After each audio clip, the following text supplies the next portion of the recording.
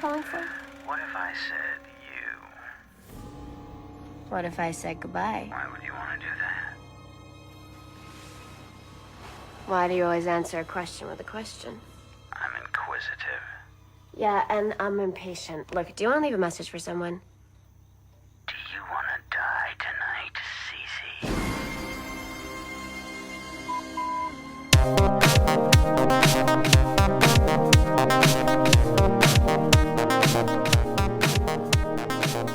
Look, I get this is a horror movie, and I get that she's supposed to die. Like, she's supposed to. That's what she's there for. She could have easily either ran outside and just ran away, or just tripped the alarm. But hey, you know, she winds up getting stabbed in the back, jumping, falling out the window. She didn't answer the question. I mean, the answer is probably yes. She wanted to die tonight. Yeah. I mean, wasted Sarah Michelle Gellar in this movie. She was like, it's basically a cameo. I mean, I guess it's better than Joshua Jackson's half his face, but I don't know. Was she Sarah Michelle Gellar at this time? I have to look it up on IMDb. We'd have to do that. We'll have to save that for later. She was Buffy the Vampire Slayer, I feel, at this time. It was it? I guess I Know You Last Summer came out before this. I think she was more on the C-dubs or whatever, the WB at that time. I don't know. But in my opinion, she could have been a main character, and maybe this was main enough for her. But anyway, she winds up dead in an instant, is what she was. She died. She died. Just like we're about to die tonight. Do you want to die tonight? I think I know the answer to that. Already dead. This is you guys can't see him, but I can. Welcome back to the Last Row Podcast. What a way to kick off our Summer of Sequels 2, Heatwave, with episode 154. If you are new to the show, check out our website, thelastrowpodcast.com. Follow us on all the social media channels at The Last Row Pod. Check us out on Spotify, Apple Podcasts, and YouTube. Give us a like, hit the subscribe button, and if you're enjoying the show, please give us a 5-star review. You want to die tonight, Badway? Yes. So that's right. Summer of Sequels 2, Heatwave. 9 different sequels coming at you over the next 3 months. We'll get into what those titles are at the end of the episode. But today we're doing Scream number 2, December 12th, 1997. First one came out in 96? Yes. This was, if I'm not mistaken, 6 months. It started filming 6 months after it was the first one, and it was released less than a year after the last movie. It's never good. It's never good when your sequel comes out just a less than a year Too or soon. 1 year. It's way too soon. Too soon. Way too soon. Too rushed. Is it rushed? Yes, it's rushed. It definitely was rushed. Yeah, it's a rush job. Total rush job. RJ. Let's can we like have a little bit of self-respect and a little bit of self-control and maybe write the movie out a little better? Because I gotta be honest with you, Drew. I love the Scream franchise. Or do I? I don't know. Do you? Do I? Like Because the first one's good, and I thought this one was good, but I'm not so sure this one's good anymore. You're pondering it. You're pondering. And three is certainly not good. I've never seen 3 so I've only ever actually seen the first 2. Yeah. I'll be honest. 4 I guess is good. 5 is 6 is really good. I couldn't even tell you what happens in any of these besides obviously a ghost face killer, but you know how every movie poster typically has something different about the movie? Yeah. All of these is just the faces of the actors. There's nothing, like there's no indication of what it is. It's like, here are the faces. Which one of them is the killer? Yeah, but it's not like the lineup. I guess that's a thing in these types of movies, but it reminds me of, the first person's Photoshop job on Disturbing Behavior. It's like just the faces. Yeah, but even though it's like, I don't hate this movie, and I thought it was a good sequel. If we're doing summer sequels, like it's definitely like it checks the boxes on Randy's rules for sequels for sure. Body count, more gore, more elaborate deaths. Yeah, more elaborate deaths, so on and so on. But the biggest problem with the movie is runtime, 2 hours, 1 minute, too long. Too high. Way too high, too long. What could they have cut? How could we make this movie 15 minutes shorter? I don't know, though, because maybe the Dewey and Gale Weathers stuff, but you kind of need that. Maybe the Cotton Weary stuff, but you kind of need that. Yeah. Maybe the sorority girl stuff, but you kind of need that. Maybe the Sarah Michelle Gellar stuff, but you needed her to die. No, but This that's is her like a name. good scene. That's a good chase scene. Right, but Like, that's one of the best scenes in the movie, even though it was separate from other stuff. I feel like there's not a lot to Okay, cut, yeah. and you can't cut the beginning because the beginning Yeah. is the movie theater stuff. Maybe you have shorter there. Okay. No, but that's like the coolest part of the movie. It The is. most memorable part of the movie was the Omar Epps, Jada Pinkett Smith stuff, That was my favorite part. which we'll get into. But what if we cut everything that has to do with theater acting from this movie? that could be that. We but cut then- the scene where she has a mental breakdown, and we also cut the end where they end up in the theater, and let's just have them end somewhere else. Yeah, like no Jerry O'Connell getting crucified on that. Yeah. thing. Let's put it somewhere else. Put it in a frat house. Let's put it in Jerry's frat house. I guess you could do that. It's hard to cut. Maybe a little bit goes a long way, and the more little You know what? things you cut, the more it adds up. Let's have the killers be Rebecca Gayheart and her friend. Let's have the killers be the sorority sisters. Yeah, And we'll put it like, forget Timothy Oliphant, forget Billy Loomis's mother. Let's just make it a sorority thing. How about that? I have a lot to say when we talk about Timothy Olyphant, who I love, by the way. I love Timothy Oliphant. He's my favorite. If we had a patron saint of this podcast, I feel Yeah. like he would be the one. I Like mean, he's on the Mount Rushmore of guys. I mean, Kelly from Girl Next Door, all-time character. I agree with you. I don't know that they're. I think they'd have to cut a little bit. I mean, this is like Zack Snyder territory, where it's like there's too much gold here. Wes Craven can't be cut. you Right. can't cut it. He can't cut it. Speaking of Wes Craven, he's our director. He's back. Yeah, Obviously, he's more famous for Nightmare on Elm Street. yeah. But is Scream better? No, I don't think so. No. I don't Fair think enough. so. Fair enough.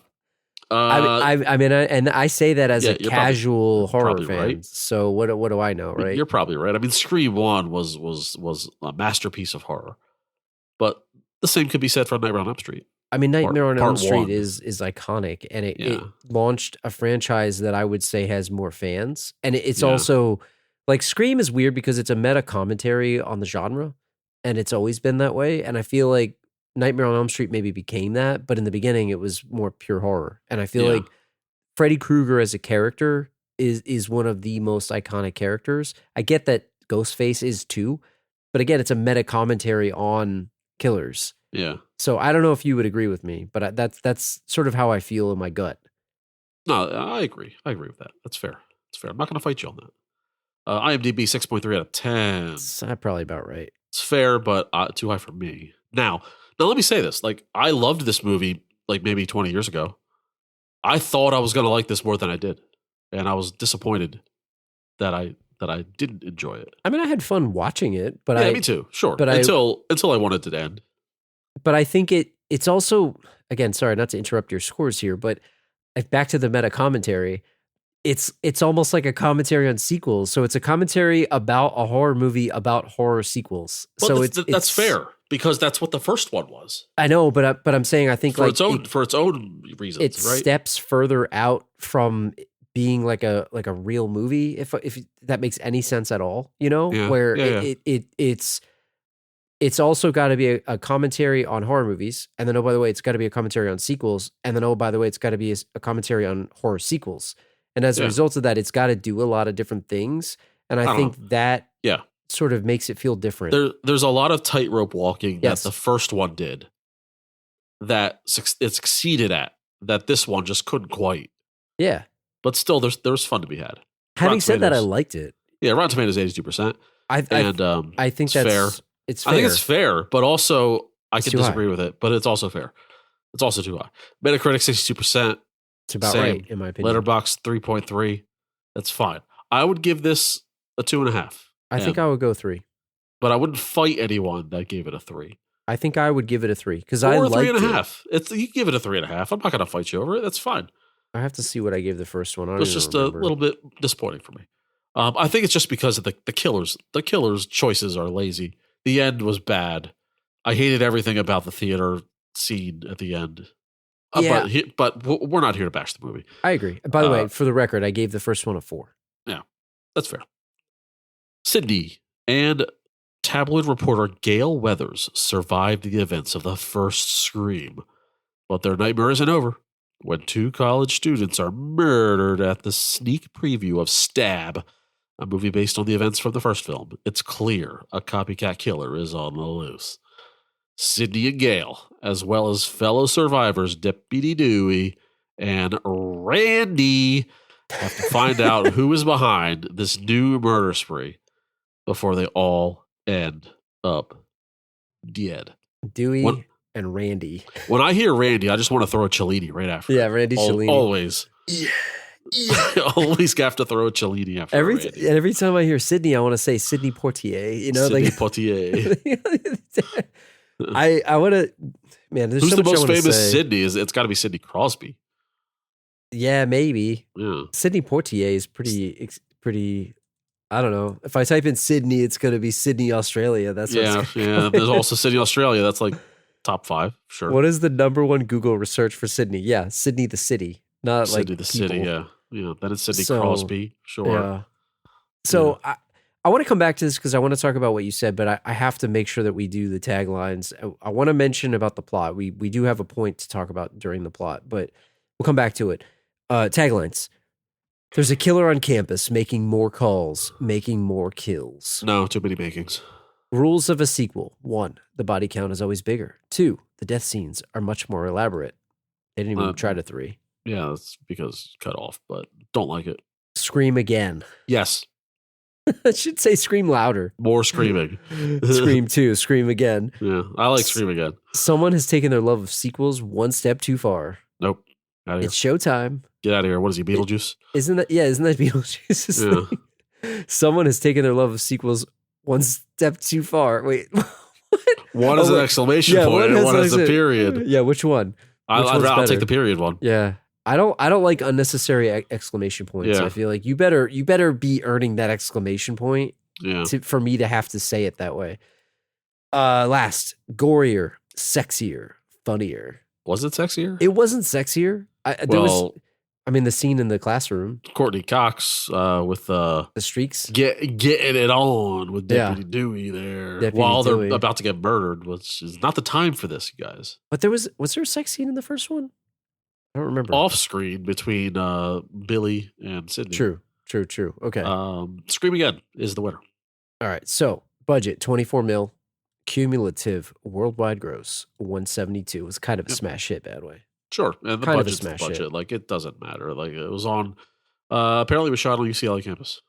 So yes, and by the way, when you said that they went to college in Ohio, I think I know why, because Wes Craven's from Ohio. So he's from Ohio, but it doesn't make sense. Like if Woodsboro is in California, Randy and they're not Sydney going to Ohio. Are not going to Ohio to college. You don't do that unless you're going to a prominent school. Now maybe the fake College of Windsor is maybe the best film school in the world. You know, Sydney's going there for theater for a crappy play. And, you know, we all know Randy is an aspiring movie director. May he rest in peace. Didn't make it. But, what could have been? What could have been? What could have been? What could have been? He's the next Tarantino. Speaking of prestigious awards, I know you were here in present time for the Blockbuster Entertainment Awards. I handed out this award. Mr. Badway was the guest presenter, as we like to say on the show, but it's true. Yep. Favorite actor, horror, David Arquette, 1. Neve Campbell, favorite actress, horror, 1. Okay. Courtney Cox, favorite actress, horror, nominated. She lost to Neve Campbell. Favorite supporting actor, horror, Jamie Kennedy, 1, which I call bluff. Favorite supporting actress, Jada Pinkett Smith. She had a great death. Yes. In this. Nominee. She did not win. Jamie Kennedy won. I feel like the best 2 acting performances in the entire movie were Omar Epps and Jada Pinkett Smith. They were great. Was David Arquette good this movie? Did I miss something? No, he was good. I liked him. Well, he was good? Okay. He was good. I must have missed it. I liked him. I don't know where you were. But I saw it. I saw it. I was awake the whole time. I missed him being good. I saw it. Although the limp with the nerve damage, not bad. I liked it. That's why he was good. Good limping. He Good acted limping. with physical He had a physical element. Yeah. But Jada Pinkett Smith's death scene. She was great. That's like an all-time underrated death scene with the scream, the collapse, and then the dead eyes. Yeah, I like that. You know? The dead eyes. You can't just do that. Like that's talent. We're going to break down that death scene in a second, but I agree with you 100%. And then, by the way, I forgot to bring this up. So you were not there, neither was I, but the MTV Movie Awards, Best Female Performance, Neve Campbell won for Scream 2. She was up against Helen Hunt for As Good as It Gets, Vivica Fox for Soul Food, My Best Friend's Wedding, Julia Roberts, and, man, your favorite movie, Kate Winslet for Titanic. Yeah.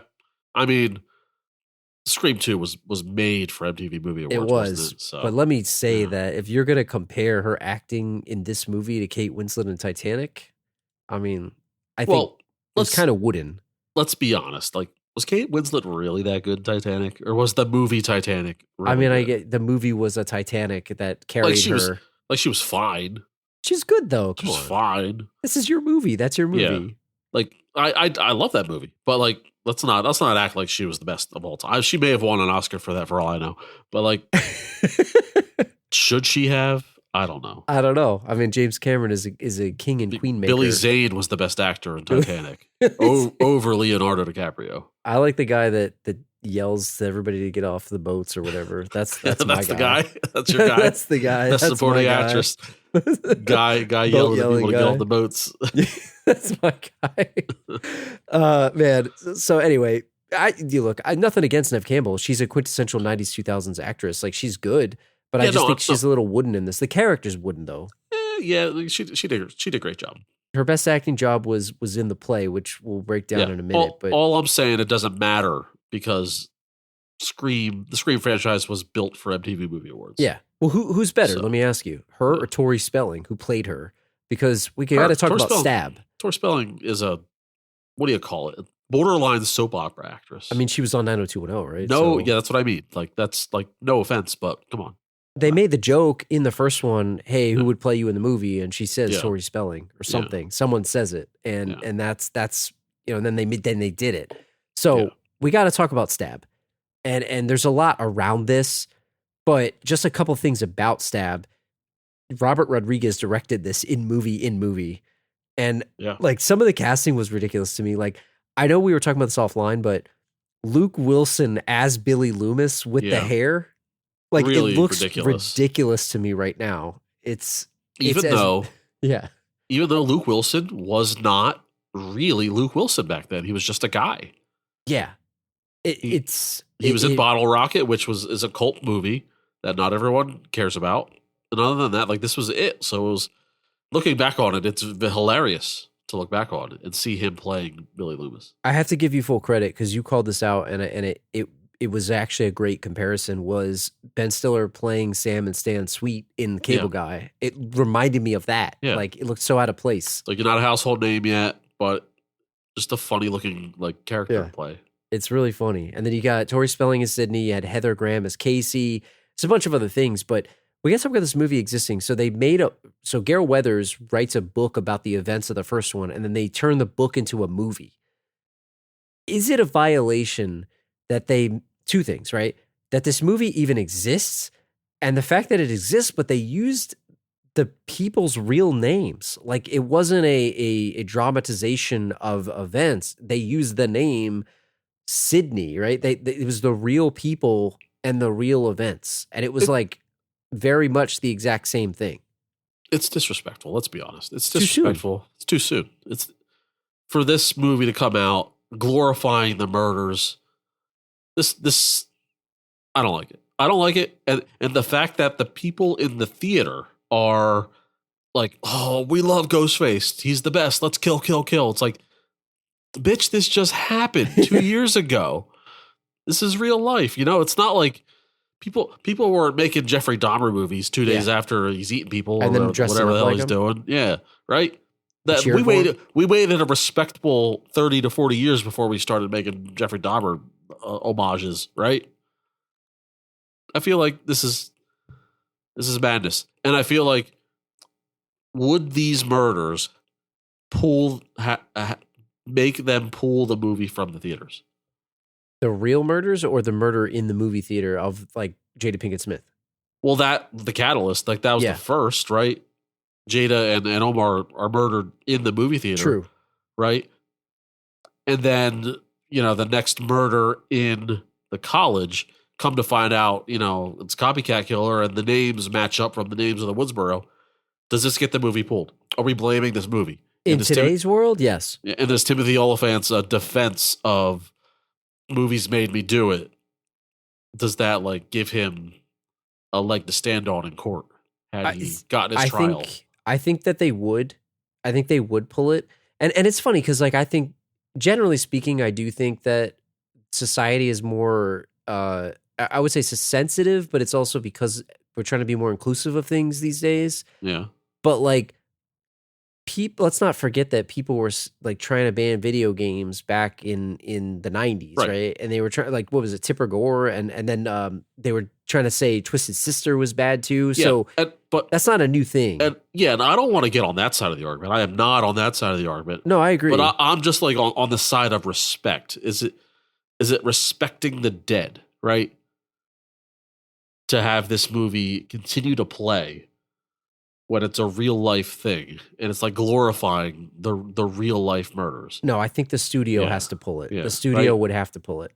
I mean, think about it. Back in like the terrorist attacks, like they changed a lot of movies around that time, right? Because there was out of respect for what was going on. Yeah, it's like, hey, let's not have Spider-Man making a web between the Twin Towers. It's kind of insensitive right now. So like Gail Weathers' book is trashy. It is, but I'm kind of okay with the book existing. The movie is a step too far to me. Well, because a book, and here's the thing, right? Let's call this the truth. People don't read as much as they watch movies. I don't read.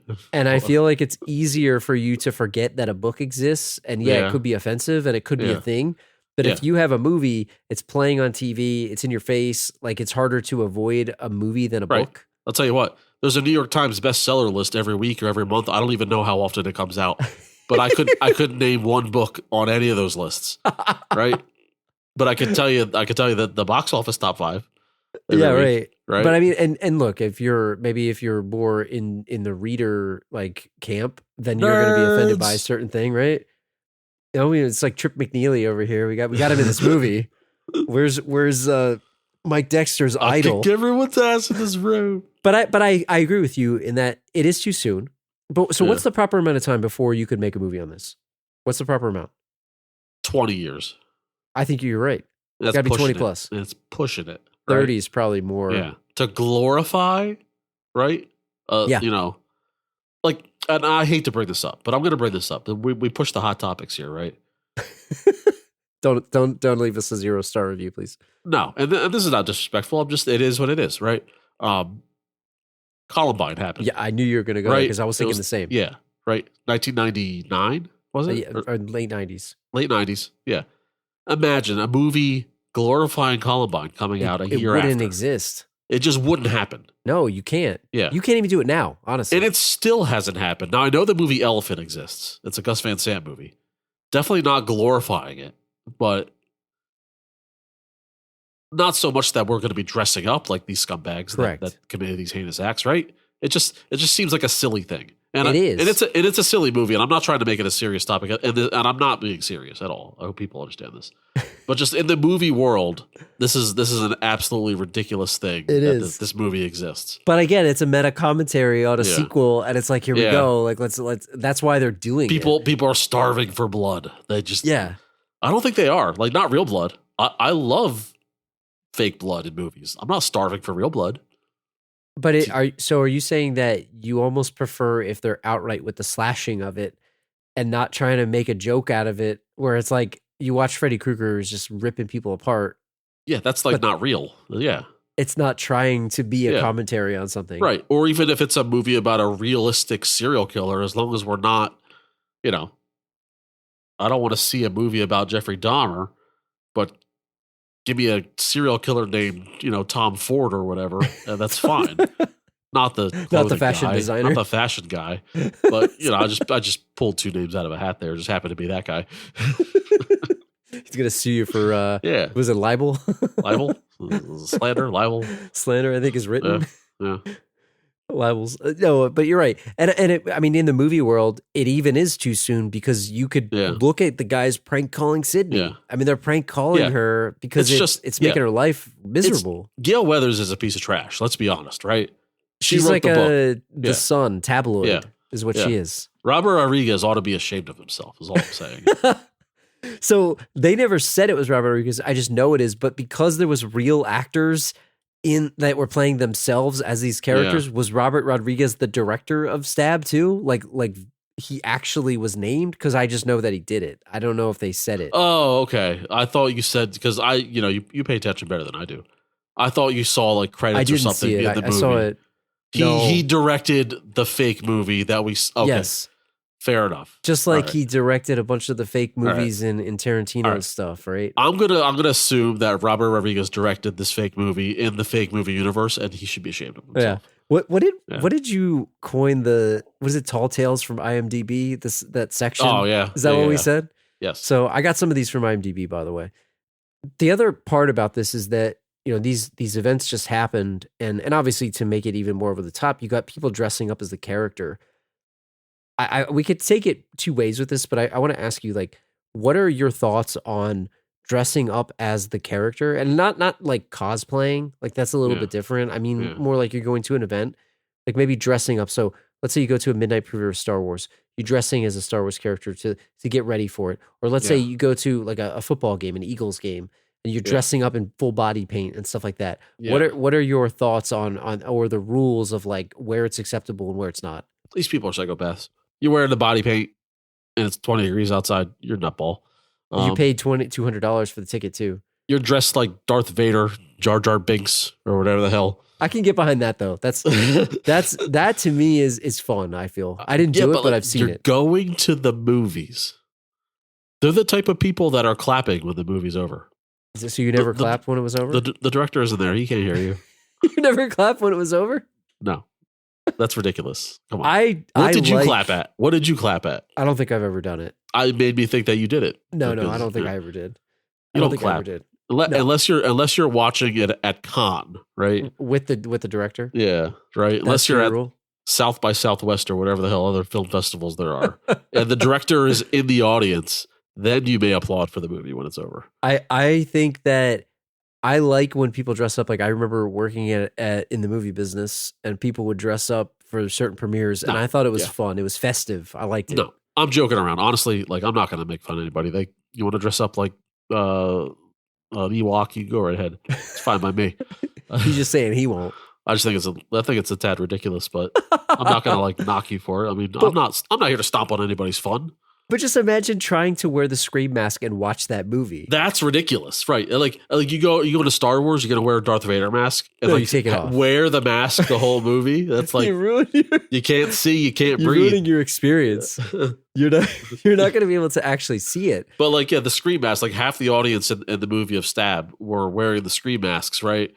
And yeah, they can't see shit out of that thing. Dude, Like you can see, but you paid money for this ticket, man. can Watch the I movie. can I say that was what I would call a circus? That it was theater? a circus.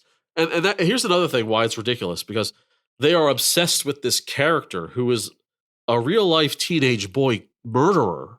It's not like it's like Stab 2, right? Because when they make I think Stab 2 is in Scream 3. I think you're right. Yeah, Stab 2, it's at least Ghostface is a character in the eyes of the people of that universe. It's not Billy right? Loomis. It's right. the ghost It's the face. character, the Ghostface character, right? To be a fan of this Ghostface Billy Loomis character on the original Stab, who these people probably did not read Gail Weathers' book. They just saw in the news that horrible murders happened. Yeah. That they're going to go ahead and wear this mask and emulate them. It's kind of like these are all psychopaths. What Right? about the rowdiness of that theater in general? Yeah.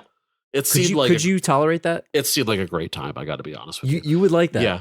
I hate when people talk during movies, but it depends on the movie. And I don't go All right. to horror movies very often in the theater, especially like on a Friday night on release night. But it's totally acceptable, in my opinion, for it to be a rockin' good time.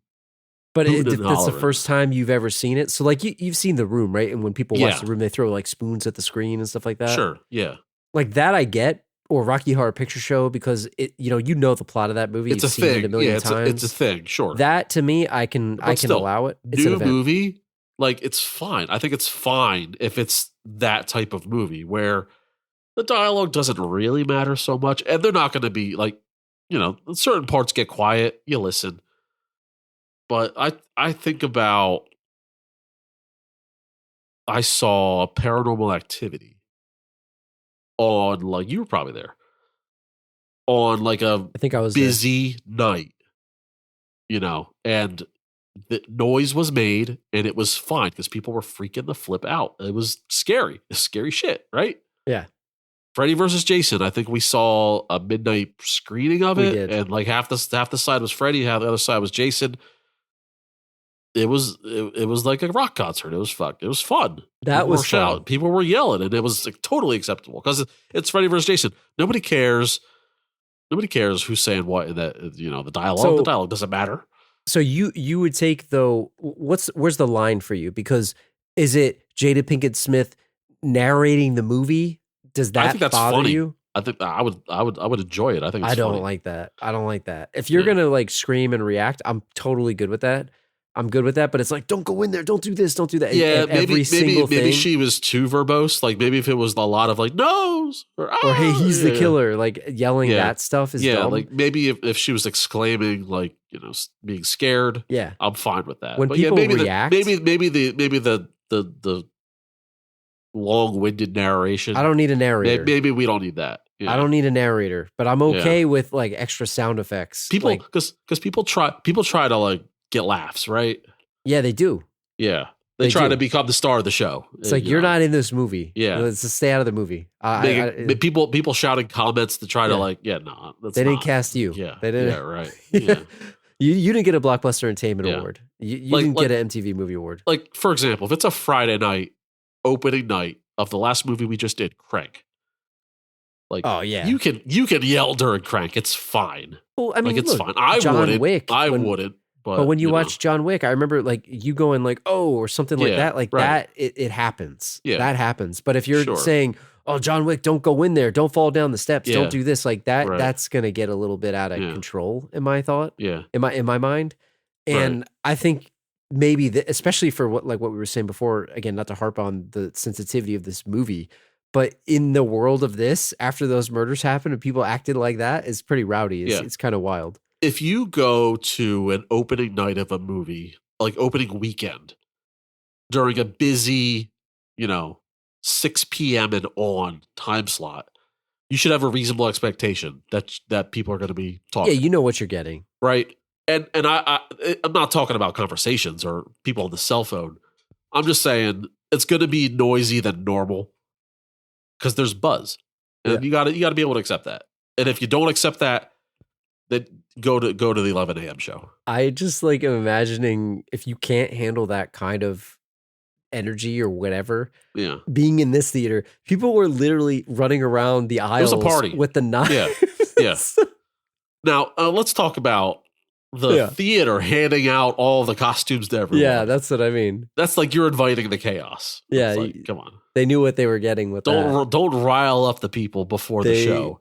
Like there should not have been a commercial before that movie to turn your cell phones off and be respectful, right? Yeah. Like we're walking into this thing. This is a party. Yeah, Right? they started the party with the costumes. Yeah. And they started it, and the knives were like light up neon yellow or green or something. Yeah. So it was I guess that's like, you can't have a fake gun anymore. You got to have the orange tip on it. That was the orange tip Yes. equivalent of the knife. That's Yes. what that was. I agree. So the most unrealistic part of this entire movie happened during this opening scene, which again, I believe it's a very iconic opening scene in these types of movies. But when Omar and Jada walk into that theater and it's like 90% capacity and they get ballin' ass seats that were Front not row. assigned, that's not happening. They're not getting two seats together when the movie Man. is that full, that close, right? Or that like center. Man. That center, I should say. Let me tell you, the worst neck pain I ever had in my life was You, me, and shout out to JJ, listener and friend of the podcast. We watched, I believe, Zombieland. It was Zombieland, yes. And we went and we thought like it wasn't going to be that busy. I honestly don't even remember why it was that busy because it had been out. Dude, the line wrapped around the building 3 times. Yeah, we were shocked that it was busy because it was not opening night. Yeah. And I remember walking in, I think we were in like the 3rd row all the way on the left. Yeah. My neck never hurt so bad in my life. But it's like, what are you going to do? What are you going to do? Sit. You paid for the ticket, you're not getting a refund. You have to sit. I'll tell you what, though, assigned seats is the best thing to ever happen in movie theaters, right? Oh, yeah. To not have the stress of wondering where you're going to sit. Is there going to be a place to sit? Am I going to have to fight someone to save seats because 3 people in my group went to the bathroom or got in line for concessions? You got to put the coat down. You got to put the coats. What do you do in the summer when there's no coats? What do you do? You got to fight people. Nope, these are saved. Nope, those are saved. And then nope, people get mad at you. And then because when you walk into a movie theater, the urge to fight raises by like 300%. It does. On everyone. There's a stress level. Yeah. There's definitely a stress level with that. And you're right in that you can't. But let me ask you this. Is it a blessing and a curse? And what are the rules of the assigned seats? So you can see when you buy them. So let's say you and I buy tickets to a movie tomorrow and it looks open and we buy it. And then somebody sits right next to me. You can't do that. Because in the world of non-assigned seats, and I'm surprised, by the way, theaters didn't adopt this sooner. But in the world of non-assigned seats, you would leave. It's like a urinal, right? Like we talked about the rules. Yeah, of the it's bathroom. exactly like that. Yeah. But leave a seat in between, the buffer. But if there are no more urinals, then you may pee next to me. Correct. Right? So you look at the map, and if it's more than 50% full, then you sit next to someone. That's fine. But don't be a psychopath, right? But let's say you go into the theater and somebody's sitting next to you. Are you allowed to get up and move one over? Or because your seat's assigned, like you can't? I'll wait until 10 minutes pass in the movie. And then you make sure nobody's coming. Yeah. And then you get up. I've done that a few times where I'm in a theater and I don't like the people that I'm near, but the theater isn't necessarily full. I'll look around, and after 10 minutes, I'll get up and go somewhere else. With assigned seats? With assigned seats. And I've never been burned on it. No one's ever said, hey, you're in my seat, buddy. Coming to the movie 10, 15 minutes late. If you're 15 minutes late to the movie, then because people don't do that seat anymore. People don't come to the movies late. That just rarely ever happens. You know when it starts. There's 30 minutes of commercials. It just doesn't happen. I gotta say, it's safe. It's safe. It's got. I like the trailers. I'll be honest. I like to see what's coming out. But man, it's gotten out of hand these days. You know what I'll do? And people call me out. Please let me know if this is a violation or not. If I don't like this place that I'm sitting, after 15 minutes, I'll look around. I'll sit in the damn handicap's buddy seat. Oh, you can. That's the row. Those are seats. You talk are you about allowed? You talk about leg room. I've never been kicked out of it. I've done it more than once. That's true. But if somebody came in, then that you would move on Fandango or whatever it is you buy your ticket. You could select that seat, the seat next to the wheelchair spot. Yeah. And it says you can buy this ticket, but if someone needs that seat, you have to get up. Yeah, that's that's a warning on the website. So that's like accepting of the risk that Yeah. It's worth the risk because you get more space. But I never bought that seat, but I'll move to that seat after I realize no one's coming. Yeah, if it's open, it's fair game. Right. It's fair game. You talk about the leg room. Oh, the luxury. That's like the what is it? The exit row on an airplane? Yeah. That's the equivalent. Yeah. Or the luxury of pooping in the handicap stall. Yeah. Oh, the luxury. Oh, you've never had so much room in your life. I think about that episode of Curb Your Enthusiasm where Larry, he's not allowed. It's like nobody was in there. Yeah. Nobody was in there. Yeah. Well, look, now that we're almost an hour in, and people who listen to this show expect it, I guess we should talk about Scream 2 here. But instead of handicap rows, let's sprinkle in a little Scream 2. The opening scene was so good, and it got me nostalgic. Yeah, me too. For theater going, which is dying. We know it's dying. It stinks that it's dying. I just wanted to talk about that stuff. And I'm sorry we spent 20 minutes on it. Hey, man. There we go. It's my favorite part of the movie. Yeah. I personally would agree with that. Yeah. So when we did Scream 1, and I'll put it in the show notes, and we tend to do that with Summer of Sequels. We always put the first one, and then we go to the second one here. I think we talked about this, and we said, as you were watching the movie, who did you think was going to die, and who did you think was the killer? So I think we could talk about some of these guys and gals and people, But I want to talk to you about maybe Tales from IMDb. Maybe it's time for one. Ooh. But I saw something about this movie, and because it was so short after the first one, there was a script that was out there, and the rumor has it that the identity of Ghostface was changed because there was a script leak, and it was one of the earliest script leaks from an internet situation that happened. Yeah. Obviously, this was what 98. You said it was 99. I forgot. 97? the year. 97. It was like right around early internet and all that other stuff. So anyway, originally it was supposed to be Jerry O'Connell and Elise Neal, who's Derek and Haley, the characters. Nev Campbell's roommate. Her friend, and boyfriend. Her friend. And then they were saying also Mickey would have been killed by the ghost faces. I think there was something where Billy Loomis's mom was still involved, but because of everything that went down, and obviously this being leaked, it was one of the first, televised or covered major film leaks. They had to rewrite the script. And there was a bunch of stuff that they did to kind of keep people under wraps. So they made people sign NDAs. They did a ton of reshoots, and they also made the last 10 pages like a secret until the very end. Nobody really knew what was going to happen. And then they printed them on gray paper, blah, blah, whatever. Yeah. I wanted to ask you, like, do you think that the internet, the internet's an amazing thing, but it's also the worst thing. And I feel like this constant news cycle sort of ruined the intrigue of movies. And I have like a very specific example of this. Here I am. I said we're going to talk about Scream 2, and here I'm going to go talk about Batman Forever.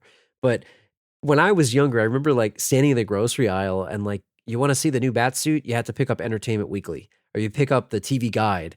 And like, there's something fun about not knowing much about the movie. And I think about Scream, and it's like, until this was leaked on the internet, like you didn't know what was going to happen. You only knew what you saw on TV and stuff. And now there's like every YouTube channel breaks down every little Easter egg, and I'm guilty of it too. We do it. But you don't have to watch it. You don't have to. Just like you don't have to pick up that. You don't have to pick up that Entertainment Weekly and look at the Batsuit. True, but you want to, and you know that you're getting something that's curated to you. Like it's curated to you, and you get to see the Batsuit, and it's like, hey, I want to check this out. But it's the studio giving you a tidbit or a snippet of it. And you go on the internet, and I'm guilty of it too, but everything breaks down everything. And it's like, I've known people that are like, they guess every possible ending to something and then say, see, I called it. And it's like, well, of course you did. Those people are assholes. So who cares about So I don't know. I thought that was an interesting thing where talk about nostalgia. In some ways, I sort of miss the old days of not seeing every detail of the movie before it came out. And I wonder if this was like that. But I feel like you got to exercise some self-control. Now, sometimes somebody like word of mouth, it'll get spoiled for you, but I don't know. Like if there's a movie coming out, I'll maybe watch the trailer. That if I'm like super into a movie that's coming out soon, I even hesitate to watch the trailer. Like I won't look up anything about it. Like the information's out there to be had, but I don't want it. Yeah, but you don't ever open your Google News feed and then all of a sudden it tells you headlines of everything. It's like sometimes it's shoved in your face. That's what I'm talking about. Yeah, that's lame, exactly what I'm talking about. Yeah. And I remember sitting in watching was it T3, the trailer, or Salvation, one of those ones. I forgot whichever one, Dark Fate, whatever it was. Yeah. It spoiled the thing in the trailer, and we couldn't avoid it. I remember seeing a headline that said, "Do not watch this trailer if you don't want it spoiled." Yeah. And we were watching like Avengers, and we're sitting there, and it's like, "Oh, here's this trailer. I guess I can't shut my ears and eyes off." Right, but I don't know where this leak came from to where would you find this news? Because I don't know. If you're on your dial-up internet in 1997, like I don't know what website you're going to get Scream 2 Fangoria leaks. You know what I mean? I feel like they could have if they really liked the strength of their original idea of Derek and Hallie being the killers, they could have kept it. I'm glad it wasn't that. A part of me thinks that they rewrote it because they wanted to, not just because of leaks. I don't know. That's just a guess. I'd have to think back to my first watch of this movie, but I think that my guess was the roommate Haley and Timothy Olyphant. That's what I was going to say. Yeah. The second I saw this and you see Timothy Olyphant acting weird, I knew it was him right away. Yeah, and it's like there's a certain smoke screen. There's a certain look. Like Billy Loomis in the first one, this kid, dude, he's got killer's hair. He does. He has a killer hair, and he had that weird killer eye thing where he was looking guilty. He just looked guilty. And Matthew Lillard was acting like a sociopath. So like it was kind of telegraphed, and it's fine, and it didn't matter that it was kind of out in the open, even though like I'm not saying it was full blown. Obviously, it's the boyfriend and the friend, but they weren't really hiding it either. If you watch it on second view, right? But is it like a thing like you need to not know who it is, like, or does it really matter? I think a big allure to these Scream movies is who's the killer. They certainly lean into it. It's like the M. Night Shyamalan twist. Yeah, and to this day, the latest one, I think it's 6, came out in 23, and it was really good. You know, the killer reveal was a little ridiculous, but it's like that's a thing. Like, who's the killer? Who they're going to unmask themselves and explain why they did what they did. Yeah, it's a thing. Yeah, I haven't seen the new one, but I guess we should. I said I was going to talk about this 20 minutes later. Now again, sorry. So jumping into it, let's talk about Sydney. How would you describe her mental state since the first movie? I mean, she's doing okay. I feel like she's doing pretty good for better than I would expect. Yeah, all things considered. Yeah, I mean, after you get tried, if you escape murder twice, maybe from then on you're screwed up for life. Kind of like Jamie Lee Curtis in Halloween movies. Yeah. Like the further down in the Halloween franchise that you see Jamie Lee Curtis, the more and more screwed up she is. I think Sydney's getting there, but after the first one, not so bad. Right? But do you think it's because, I mean, in the first one, Michael Myers he's still lurking. Like, he didn't die. He didn't really die.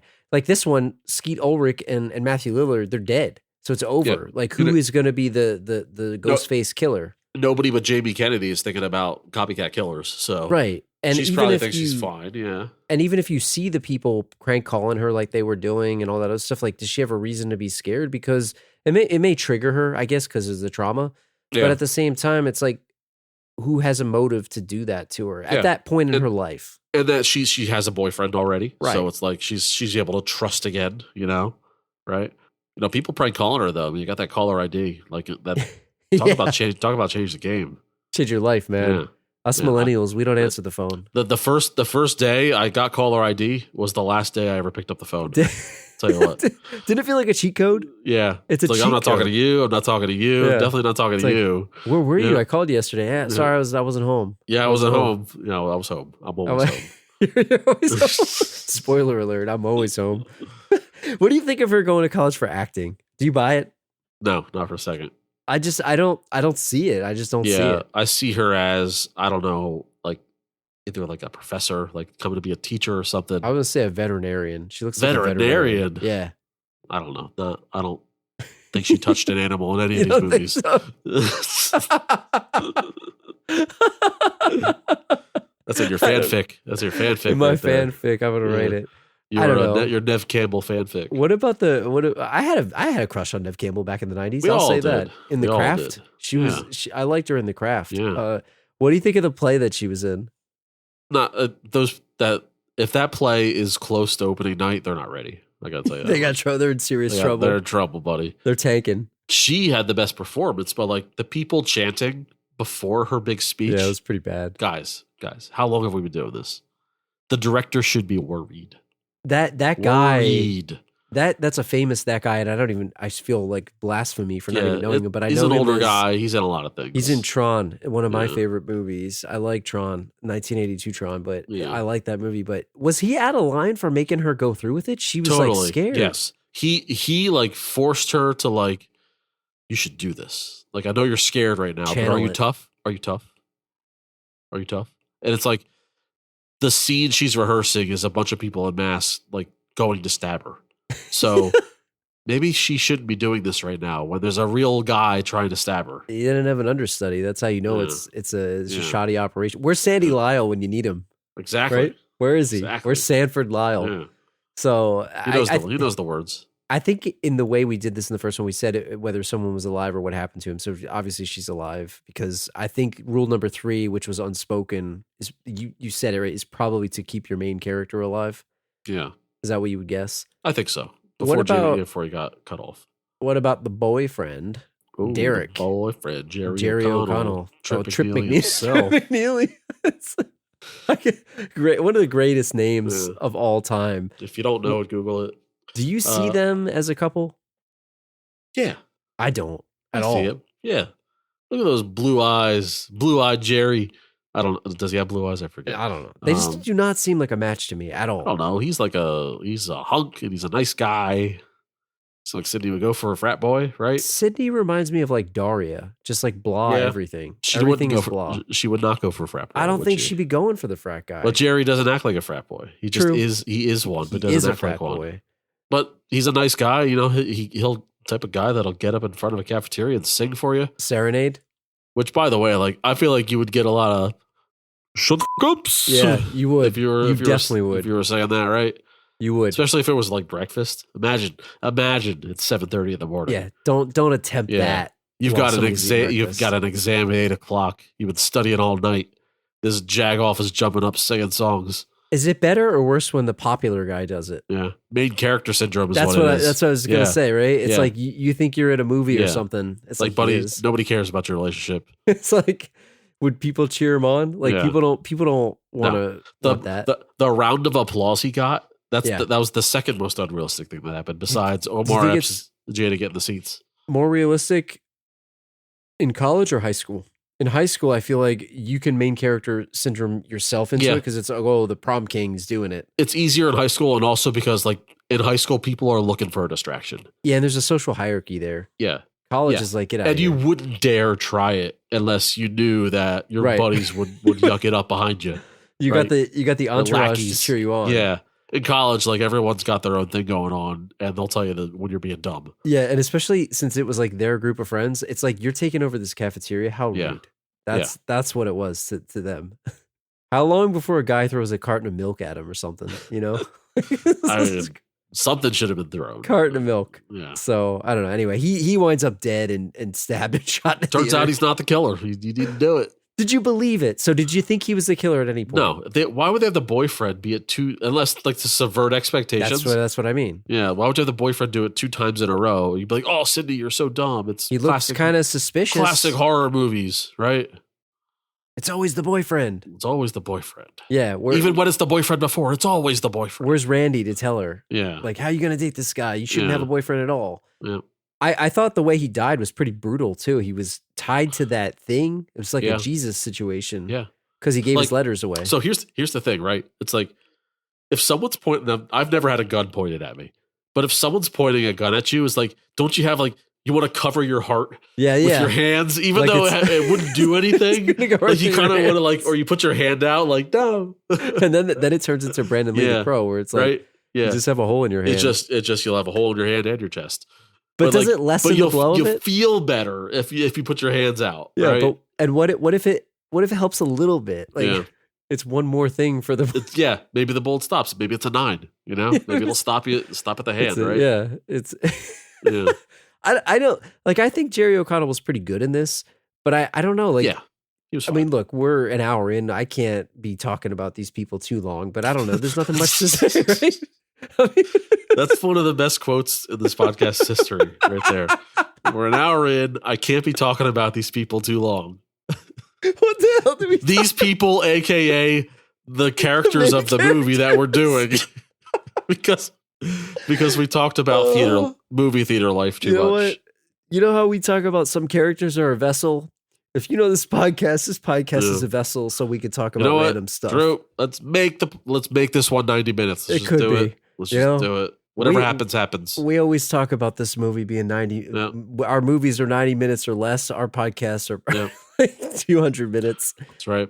I mean, what else do you feel about Derek? I mean, he seemed like he was a good guy, but there's nothing much more to talk about. Let's move off from Derek. Let's talk about Randy. Randy. Brad and Randy. There's no Brad, but just Randy. Is his last name Meeks because he is like meek? He's meek. But he's not meek. He's a geek. Randy again, Geeks. like I don't know much about Randy outside of the fact that he's the guy that spells it out. But I can ask you a question, and I apologize if we already talked about this because I think our episode was 2022, so it's been a couple of years. Is Jamie Kennedy the Pauly Shore of the 90s or 2000s or whatever? It's a fair question, but it's also disrespectful to Pauly Shore. How dare you? Really? Pauly Shore, Heckler, man? You've seen it? Pauly Shore plays a character, but also lives that character like a wrestler would, right? Yeah. Jamie Kennedy is not that character in real life, but it's kind of that character in all of his movies. And also, all due respect, he's not that great of an actor. But does he play himself and he didn't I don't think create he's a that guy. character? No, I don't think he's that guy in real life. He's probably a very normal you and me type of guy. He was very popular for a minute in the 2000s. He had his moments, but I don't think, but he's not a full blown, he's not the Weasel. Like the Weasel is a thing. Like it's, and I'm not saying Pauly Shore is like the most popular guy of all time or anything like that. But We're like Pauly Shore stance on this show here. yeah, right. But Pauly Shore was a personality that like transcended his own being. I'm a Pauly Right. Shore fan. I'm sorry, I Yeah. am. I think he was good, and I think he got a lot of hate. And I'm going to be watching that Richard Simmons I think biopic. the only thing they have in common is probably their shelf life of popularity. Yeah, that's true. Was a similar size. And it was like an MTV generation thing, Yeah, which is true. And I don't know. I mean, I was surprised that they killed him in this, to be honest. yeah, Were you? yeah. He seemed like a staple character, but I don't know, body count and like shock factor. It's like, oh, like they want you to say that. They want you to say, I can't believe they killed that guy. What do you think? Maybe we could talk about the most brutal deaths. I think Jada Pinkett's was pretty bad, but because everybody didn't think she was dying. And Yeah. Jerry O'Connell's was pretty bad too. Got shot in the chest, but he got stabbed in the news van, and he got Yeah. pushed in after he was talking on the phone, and he got Multiple toyed times. Yeah. So with. That was pretty it was bad too. pretty brutal. The worst death was the bodyguard FBI guy Oh, man. that got the pole through the face. Yeah, that was definitely the Yeah. most brutal death. I don't know. I mean, I But at didn't least- expect Randy to die. At least that's instant. Yeah, Imagine getting stabbed 20 times. so he was twitching That though. stinks. Whether Yeah. that was involuntary or not, That's I don't know. involuntary. It's not. I don't think he felt that. So Randy's dead.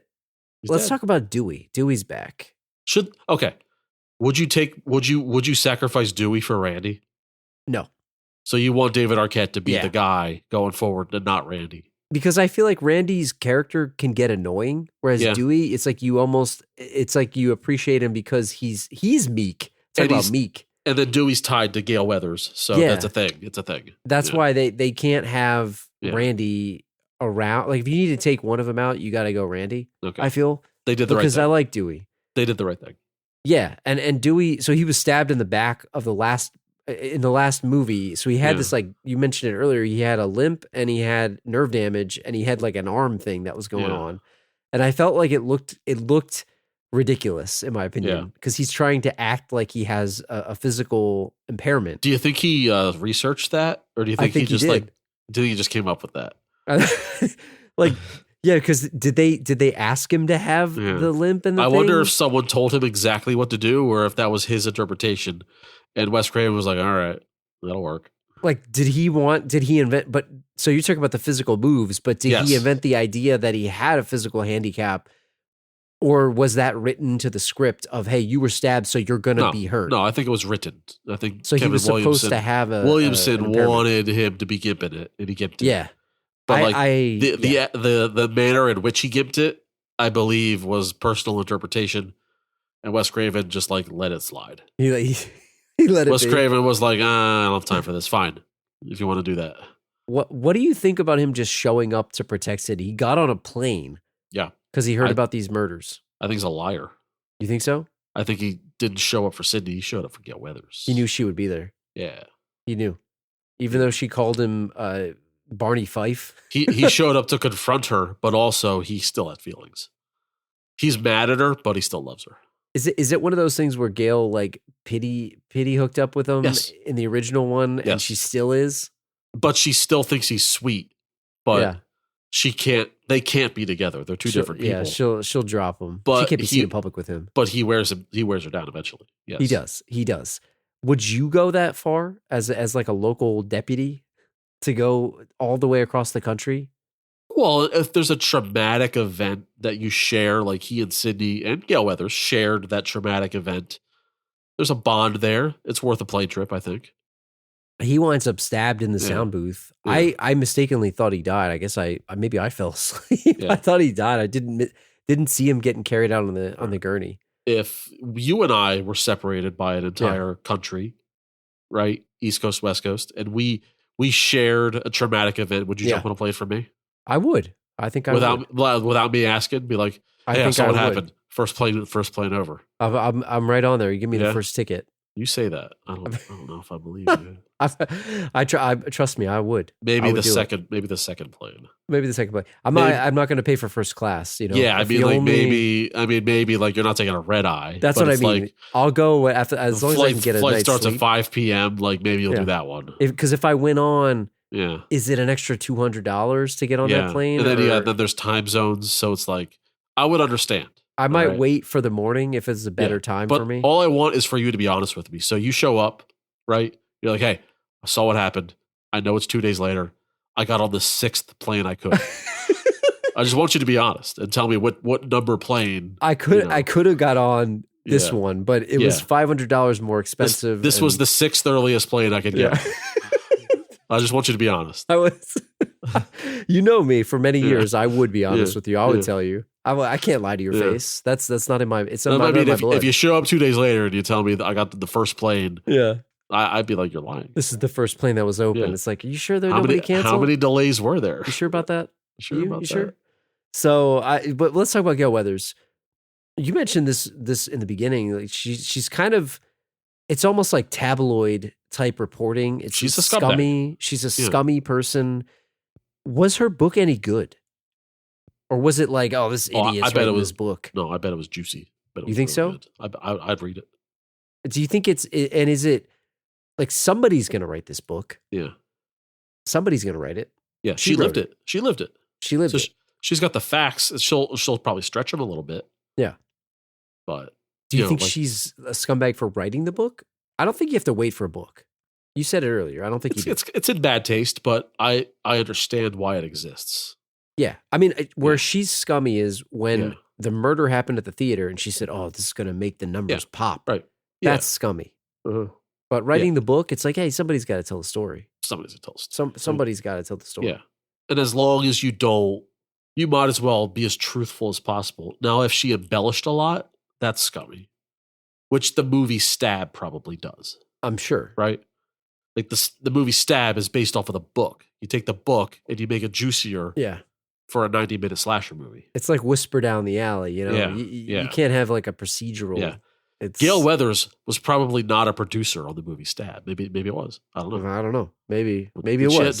Was there beak wet on Stab? Maybe. I don't know. We'll see. Well, she's alive. I mean, she survives. And she kind of turned into like a hero arc. It was weird where you hate her in the beginning and then by the end you kind of are rooting for her in a way. Sure. The other scummy thing that Gail did was that she brought Cotton Weary back, who had a Stam and Sand Sweet cameo in the first one. Yep. And I got to say, I think Liev Schreiber is underrated, man. I think he's great. It's a great show. I think he's great. So do you think that he deserved the exoneration of everything that happened? Like he was the killer. Of course. He didn't do it. I mean, I'm sorry. Maybe that's the wrong way to say it. Sorry. It's like 2 a.m. here. If he was exonerated, do you think that people would still think he was guilty? Yes. You get stained. That's what I meant. You get stained. It's not fair. Like it ruins his life. Yeah.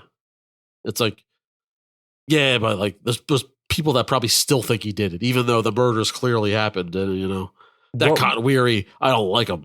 What would it take for the public to actually, would it take like a video evidence of somebody else performing the murder? It's why he wants Sydney to go so badly on a show with him. Yep. Because if Sydney is there with him, saying he's a cool guy and he didn't do anything. Yeah. That's what it would take. She forgives him. Because she's the victim. And her family's the victim.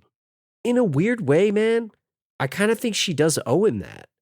She's the accused. She falsely accused him of doing the murder. Now, he was framed very badly by Billy Loomis. So Right. I mean, so Sydney got fooled, but still, to absolutely, that's the guy. If you made he killed my mom. You owe him one. Yeah. I actually feel like I do feel like she owes a statement. Now he goes and corners her in the library. Probably didn't go about the right way. That was not good. Reeks of desperation. Yeah, putting his hands on her, making you. I know they're trying to make you feel like he's the killer. He's not the killer. Right. Yeah, but Yeah, she owes him. Well, and she Gail's definitely owes him. Gail screwed him too because she didn't tell Sydney that he was coming, and he thought that she knew. Yeah. So he thought, "Hey, I'm going to get this here," but she absolutely owes him, and I don't feel like he was trying to be famous. And she treats him like he's a bad guy in the library, or she's uneasy of him when Gail brings him around, but like he didn't do anything. Yeah, he should be mad at you. He's a saint for not being so mad at her. Yeah, he was just trying to get her to help him out. Yeah, I feel. Even though she was fooled, and it's like she didn't pick him out of the blue. It was a frame job, sure. She owes him one. She owes him the Diane Sawyer interview. What was his relationship to her in the first one? I honestly don't remember because he was barely in it. He was just in a TV shot. I mean, aside from getting framed for the murder, I mean, he did I believe it is confirmed he did have sex with her mother. Is that what it was? Because they said, oh, she was sleeping around or something. Yeah, so she was sleeping around and he was one of the guys. And so I guess she has a chip on her shoulder that he was one of the people that her mother was with before she died. Hey man, it takes two to tango is what I'll say. And I mean, it wasn't like he did. It's like, it's hard to blame your mom for that if she died then. But like, I mean, who is he? He's an innocent guy. And he was one of multiple people that hooked up with her, right? So right, that's the thing. And I mean, I go back to what you said. I think she owes him the Diane Sawyer interview or something, or a statement that says he is innocent. He didn't do anything. Leave this guy alone. Like it sucks for him. I mean, I feel bad. So I agree with you. I mean, we could talk a little bit about the sorority girls. We already did that. I don't want to talk too much, but we had Hallie was with the her. Roommate. Yeah, the roommate. She didn't have much to do aside from pretty cool scene with the car. They had to escape through the ghost-faced window. Just pull the mask off, man. She was trying to get her to pledge. She absolutely should have pulled that mask off. Pull the mask off, please. She was like very clearly should have just done it, and then it's like, oh, I got to go back. I mean, everybody knows, and that's the point. They want you to say, oh, I pulled the mask off, but in the world of that, it should have come off. And then he teleports, Yeah, right. Exactly. Whatever. What did you think? I mean, do you think these sorority girls were nice? Were they trying to be nice to her? Yeah, you said it that they made Sydney a Daria character, right? Yeah. Daria Morgendorfer. I don't know. They seem nice, right? They seemed they didn't seem like mean girls. Weird. They tried to make you think they were, but maybe when they you were under the actually surface. watch it, yeah, maybe they were being sarcastic, or maybe they were. I don't know. But they seemed nice to her. Or did they just want Sydney for superficial reasons? Maybe it was, hey, we got the girl that's famous. And maybe they didn't seem too interested in Hallie, even though Hallie was super interested in them. True. Maybe they were using Hallie to get to Sydney. So maybe that's it. Yeah. I don't know, man. I just feel like, look, Greek life just never interested me, man. So I feel like they could have been the killers. I don't know. Yeah. Like, oh, get her a rise out of her, get it. Yeah. They could have done that too. If they made their characters a little more important or gave them more screen time, but sure. I mean, Sarah Michelle Gellar was in a different sorority, and she got clipped too. She died. I said it before. She should have tripped the alarm. But you're not feeling this life here, this Greek life. No, man.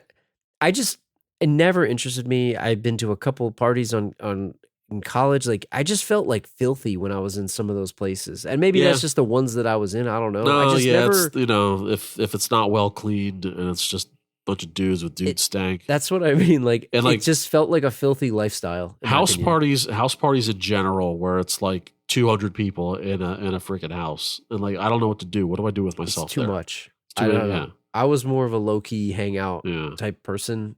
Yeah. Like, I had nothing against a party by any means, but I'm not, party man. We all know. That's what I was just gonna say. I'm not a deputy. What's his name over here? The party man. He's just looking for parties. Yeah. So no, I don't know. And then the whole idea of Derek getting in trouble for giving out his fraternity letters, that's the personification of why I'm not about that life. Like, who cares? It doesn't matter. I don't know. I mean, I'm probably pissing a lot of people off. I feel like Hollywood's portrayal of sororities and fraternities, it's probably a lot less like the frat boy, persona that it gives off. It's fun for it to be that way for Hollywood, but there's probably a lot more normal acting people in fraternities and sororities. I mean, you have a good than group get of in friends Hollywood. that if that's what it's about, then good. That's Yeah. fine. But I don't know. Maybe you're right. Maybe it's more like Hollywood's portrayal of Yeah. prison. Like not every single person in prison gets murdered and raped Right. and whatever, right? Not every fraternity makes you do the elephant walk or whatever the hell they're doing. So gross. Google it or not, or don't Google Yeah, it. don't Google that. Yeah. Let's talk about Mickey. He's the opposite of a frat guy. And Timothy Olyphant, like I said, Theater pussy. patron saint of our podcast here. If there's one guy that I stand for, it's him, and I think he's awesome. He's a great actor, and I feel like they wasted him in this. Like he was so misused, in my opinion. I don't know. That was the third Timothy Olyphant movie we did. We did Girl Next Door. We did Gone in 60 Seconds. Yeah, that's right. That's right. I don't know, man. Like he's clearly the killer. Like he's just a weirdo. Yeah. He's always talking about how the sequels are better, and here he is creating his own sequel. It's like it's very obvious. I hated his plan. Yeah, is it worth saying that we're not gonna villain scale him? I'll let you make the executive I don't like decision. the villain scale. Like you could say Debbie Salt is the final boss of this movie, but I don't like when the villain reveals itself with 5 minutes to go. Right? It's the nature of these movies. We can rate Ghostface as a killer. We've done that already. Yeah. Ghostface is typically a weak person, but with a cool look and just a motivation of killing Sydney. But I don't want to rate Debbie Salt versus Billy Loomis. I don't know. And have Timothy Olyphant be a henchman. I don't know. I mean, that's how it would be if it was by the book. But Mickey thinking that he's just going to go have this, Hollywood trial and get exonerated because movies and video games made him do it. Like, he's going to jail, buddy. But it's like you're in jail, buddy. Debbie Salt sent him to college. Like she paid for him because she paid for his tuition. She went in the yellow pages or Craigslist and was trying to find a serial killer. That's what she did. She found it was the early stages of message boards on America Online. Yeah. Remember those America Online chat rooms? That's where she went. Yeah. It's because that's what she did with him. I mean, she found a guy and she paid for his tuition for him to go. Like, how ridiculous is that? Yeah. What did you think of the copycat nature? So you talk about a plan, the way that they broke down and all the murders had the names. If this were a different movie, and it's a cool concept, right? The reveal that Omar and Jada Pinkett Smith and Sarah Michelle Gellar all had names that were of prior murderers from Woodsboro. That's a cool concept. So it would have been nice to say who's next, right? Who's next? Who's got a name that's like a name that died, right? So we go through and we have a chalkboard. All right, there's a Jimmy, there's a Johnny, there's a Jakey, whatever the hell. I don't know. Jimmy and a Johnny and a Jakey. Jimmy and a Johnny and a Jakey. That would have been cool to follow up on to see who's not safe. Yeah, Oh, we got to protect this person because they're next. This person's next. Yeah, right. I don't know, but there's no time for that. The movie's already 2 hours, and that's not what this type of movie is. This movie is it's too meta for that, right? Yeah, I would have liked that better. I feel, and you can talk about cutting certain things. They could have cut other plot points for something like that. I think that would have been cool because it's it's unfolding in front of them, and they could see what's coming. I don't know. I just feel like it was an interesting approach to it, and I thought he's a good actor, but I just didn't like how they necessarily used him. And I mean, he was talking about he advocated for the sequel always being better. That was his whole mantra, like you were saying. He was always T2's better. Godfather Part 2, Aliens. I don't know. Do you think Aliens is better than Alien? I think they're different movies. They're different movies. Yeah. Yeah. He's a James Cameron guy, so I guess I don't know. Isn't Aliens more action? It's an action movie. Alien is more suspense, horror. Yeah, the other one's action horror, and the first one is more like a suspense horror. In my opinion. I prefer suspense. Yeah, I mean I like Aliens. It's a great movie, but I prefer the first one. So, what about fighting these guys? So there's a couple aspects of this because I feel I want to say fighting these guys. Like you said, it's typically a weak person. Yeah. Am I crazy? And you can tell me I am to think that I could take down Ghostface. Of course, because Mickey is a film major weakling. What does he know about fighting? He's too busy watching movies like you and me. You're saying I can kill him. I can it's get away. equal. It's like me and you and Mickey are the same person, really, except for the murderous tendencies. He's not lifting weights. He's not out there working out to be faster. He's too busy quoting movies. I feel Right. like he was weak, and so was Debbie Salt. Sure. And also, let me say this. He's got a mask, so he's already got a visual impairment. Yes. And then he's got these robes. Like, can you just pull his robes? I mean, I feel like I could take him You out. trip on it, so you're worried about every step you take. He's got to too. run. He's definitely going to trip at least once. His knife isn't that long. It's not a machete. He doesn't have the hook hand from the guy from I Know What You Did Last Summer. And you can't breathe in that thing, so I'm sure there's a lot of yeah. If he runs, so like he can't sneak up on anyone. No. Right? And he's not seeing anything. I've worn one of those masks before. You've done that before. You can't see anything. Right. So, I mean, it tells you how bad those police protection bozos were. Those two guys. The worst. I mean, I feel bad that guy got stabbed in the head with a pipe, but like the worst was when they were in the library and, AOL Instant Messaging Sydney messages, which I want to know where the hell they were. Where were they hiding? Yeah. I wish I knew. It could but be it's anyone. like the one cop comes up and tells her, "You wait here," and by herself. Yeah. Fun fact about that scene. So when she looks up to see who it could be, there's a couple, and the guy looks like a mullet wearing Will Forte, young Will he Forte. does.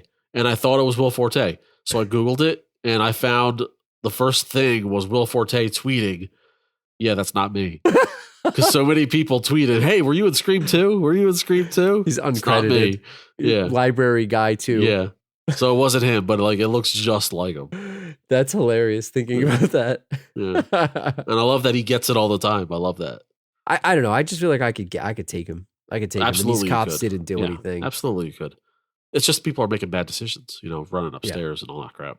What about Debbie Salt? I actually, this is partly Yeah. why I don't like this movie as much as the first Yeah. one, because I just don't.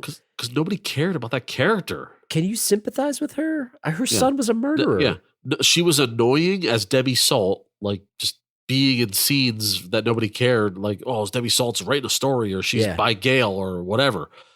But turns out she's Billy Loomis's mother and she's getting revenge for a guy who was killed because a girl was having self-defense because this guy's a serial killer. I don't know, Like man. we don't protect these people. What, I just Even feel your like own mother. Even your own mother. He's guilty. He did it. Yeah. He killed people. I mean, Yeah. it wasn't like a secret, and he premeditated those murders. It was Right. like a mass murder. Right. It's serial not like, killer. oh my God, Sydney, you killed my son in cold blood. No, Yeah. self-defense, bitch. It wasn't vehicular manslaughter Yeah. or whatever they would say. So I don't sympathize with her. And I also think that you're right. You nailed it. She was annoying as Debbie Salt. Hey, I It's took a your bad- class. I it's was just here. It's a bad character. It was an annoying character. And then the twist was like, oh, it's like an eye roll. It's an eye roll. I agree with that. And I think that's why I didn't like it as much. But again, maybe it is subverting the expectations and making it ridiculous. But I thought it was like weird because doesn't make it good. I have two questions about this. Like, is it possible that I could change myself enough without plastic surgery that you couldn't recognize me in plain sight in multiple interactions? No, like you're gonna come to my work and undercover boss me. Yeah. And I'll say this, like, I have long hair right now and I got a beard. If I shaved my beard and cut my hair, would you recognize me? You might say, hey, you look a little different. But would you really it's be definitely like, you, right? Mrs. Loomis? Yeah. If you put on a hat and it's funny glasses and nose and mustache, like I'm still gonna know it's you. Yeah. You would know. It's like, hey, that looks like Drew wearing a mustache. Unless you're dressed up looking like Carl Havoc, where it's like you have so much makeup on Too that I much. can't see your face. Sure. I don't want to be around anymore. No, but like Debbie Salt, like I feel like maybe Sydney never saw her until the very end, and that's why it's believable that like she goes, "Oh, Mrs. Loomis." But at the very end. she didn't make an effort to hide herself, did she? From what I understood, maybe I could be wrong on this, but maybe she just was not in direct eyesight of Sydney the entire movie, right? I guess we would need to go back and watch with that in mind. It's been a while since I've done it. Yeah. I mean, Like, Gail definitely it's saw not like her. she has conversations with Sydney in the earlier parts of the movie. But dude, Gail Weathers, you don't think she interviewed Billy Loomis's mom? It's true. She's interviewing everybody. Yeah, you know what? That's damn true. That's Of course she would have tried. she'd be breaking the door down to talk to Billy Loomis. Like even mom. like she wouldn't Scoop just of the century. Yeah, she wouldn't have called. She would have knocked on the door. Scoop of the century. Yes, you're right. I mean, that's unbelievable. Because you have Sydney, and then you got Billy Loomis is dead. So who's next? Yeah. Oh, we're gonna bust the door down and talk to his mom. So she wouldn't miss Debbie Salt taking her seminar, and then she makes a comment and says, "Oh, I had a lot of work done" or something. Like, how much work could you possibly have done without physically looking like Carl Havoc? Way. Gail knows. Gail would. You're right. Gail would know what Billy Loomis's mom looked like. I agree with you. I just feel like there's no amount of change that could be done to her. It's a bad choice, and I feel like if this was a direct pivot because of the leaks, then it's a bad choice. So if I go back to this, so now that we're talking about Billy Loomis's mom and what's his name, Timothy Oliphant being the killer, if I went back and told you again that it was originally going to be Jerry O'Connell and Haley, or Hallie, whatever you say, and then Timothy Oliphant would have been killed, what would you rather it be, the boyfriend again or this one? Debbie Salt's the last thing. You wouldn't want it to be that. It ruins the end of the movie for me. Yeah. I'm going to say that it ruins the end of the movie. You know who it should have been? Who should have been? Should have been Randy. Randy Cellini. Randy Cellini. Yeah. He's asking for another break. He's too much of a nice guy. He went nuts. He went nuts. He went off the deep end. There's a rule somewhere where enough is enough. He's asking for another brick. Is what I would say. It's psychotic because like he didn't understand why Sydney didn't love him. Yeah, maybe that. So he must kill her because he's mad that Jerry O'Connell has her. That's the thing. Once again, you're trusting this guy, and like I was always there for you, Sydney. I moved to Ohio for you. You know how cold it is here. I guess that wouldn't be reasonable either. There's no good way to do it. I left Southern California for you. I like the sorority girls. I think that would have been a good one. I think that would have. But that would have required more character development out of them. Which we're talking about changing the movie at this point, which I'm all for. I'm all for it. We could do it better. Yeah.